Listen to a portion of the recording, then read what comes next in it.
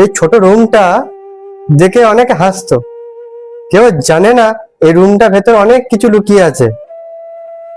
দিনের সবাই বলে ভিডিও বানিয়ে কিছু হবে না, সময় নষ্ট করছিস। এইগুলো করে কেউ সাকসেস হয় নাকি? কথাগুলো শুনে মাঝে মাঝে খুব খারাপ লাগতো, কিন্তু তবু আমি থামিয়ে নাই।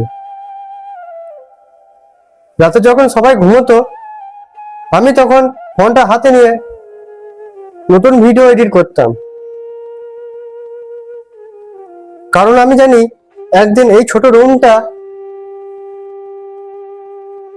থেকেই আমার বড় স্বপ্ন। আজ ভিউজ কম, আজ মানুষ চেনে না, কিন্তু একদিন ঠিকই সবাই চিনবে। এই ছোট ঘরটা একদিন আমার সাকসেস স্টোরি হবে। মানুষ দেখবে হয়তো আমার এখন কাছে দামি ক্যামেরা নেই, লাক্সারি সেটআপ নেই, কিন্তু আমার কাছে একটা জিনিস আছে, স্বপ্ন দেখার সাহস। কারণ আমি বিশ্বাস করি যে মানুষ নিজের স্বপ্নের জন্য চুপচাপ কাজ করে যাচ্ছে, একদিন একদিন সফল হবেই। আজ আজ আমি চেষ্টা করে যাচ্ছি এই ছোট রুমটা থেকেই নিজের একটা পরিচয় বানাবো।